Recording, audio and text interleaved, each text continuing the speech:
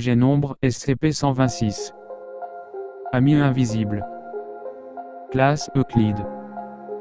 Procédure de confinement spéciale, SCP-126 est gardé dans une cellule de confinement standard de type humanoïde de classe Euclide en dépit du fait qu'il n'a pas de besoins similaires à ceux d'un être humain normal tel que de la nourriture. Cet environnement a démontré son efficacité quant à garder l'entité enfermée. Dans le cas d'une brèche de confinement, des senseurs acoustiques installés dans la cellule de SCP-126 et dans l'aile entière abritant celle-ci peuvent être utilisés pour localiser l'objet. Des requêtes orales fermes mais néanmoins polies devront être adressées à SCP-126 pour lui demander de retourner dans sa cellule et ce jusqu'à ce qu'il obéisse. Le personnel interagissant avec l'objet devront subir un examen psychiatrique régulier. Toute personne démontrant un attachement émotionnel envers SCP-126 se verra administrée d'un amnésique de classe B et sera réassigné. Description: SCP-126 est une entité intangible et invisible pouvant seulement être identifiée par l'audition.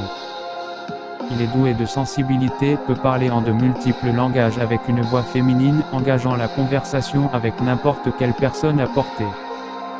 À ce jour, aucune méthode pouvant détecter visuellement SCP-126 n'a été trouvée puisqu'il semblerait qu'il n'émet aucun genre d'énergie lumineuse, radioactive, électromagnétique ou thermique.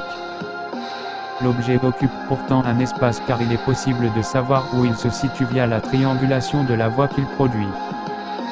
Par ailleurs, il a été observé que, quand SCP-126 bouge, il émet le son que produirait une personne d'approximativement 55 à 60 kg se déplaçant en talons hauts. Aucune forme de dépression ne peut être constatée sur n'importe quel type de sol. Également, les capteurs de pression n'ont pu enregistrer aucune forme de présence.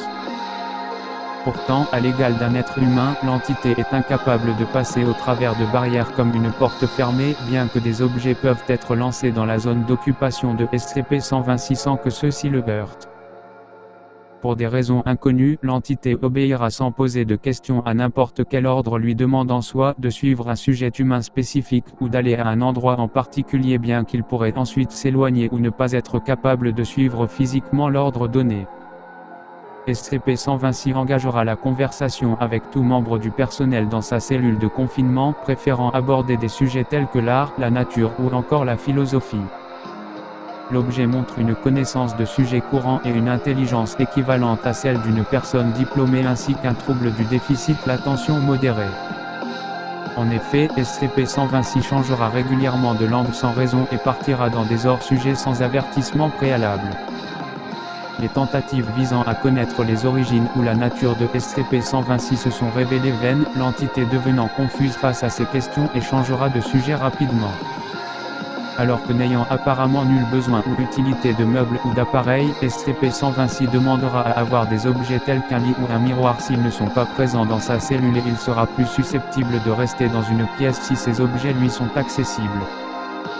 Un petit nombre de membres du personnel montrent un comportement anormal après avoir parlé à SCP-126, de manière non exhaustive et à titre d'exemple, ils pensent connaître l'entité depuis de nombreuses années et que c'est un ami très proche ou l'être aimé. Si ce n'est pas traité, ces sujets vont graduellement ignorer leurs besoins primaires pour pouvoir continuer à parler avec SCP-126, pour finalement mourir de faim ou de déshydratation. L'objet a été découvert dans une maison de banlieue d'en supprimer après plusieurs rapports affirmant qu'elle était tentée. Une équipe de confinement de la Fondation put rapidement localiser SCP-126 et, après avoir dialogué quelques minutes avec lui, le convaincre d'entrer dans une unité de confinement mobile qui fut utilisée pour le transférer dans un site local de la Fondation. Addendum, note de chercheur.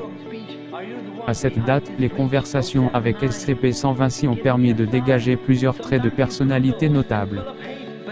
SCP-126 est arachnophobe et s'éloignera de tout spécimen introduit dans sa cellule. SCP-126 démontre le désir d'assister le personnel dans toute tâche où il estime qu'il peut être utile, alors même qu'il est incapable de pouvoir manipuler des objets. SCP-126 préfère converser avec des sujets mâles ayant de l'humour et étant relativement intelligent. SCP-126 exprime le désir d'avoir des enfants et à parler avec le personnel à plusieurs reprises concernant la garde d'enfants et la méthodologie y afférente. SCP-126 a la capacité de parler couramment l'anglais, le français, l'allemand, le portugais, l'espagnol et au moins trois autres langues encore inconnues.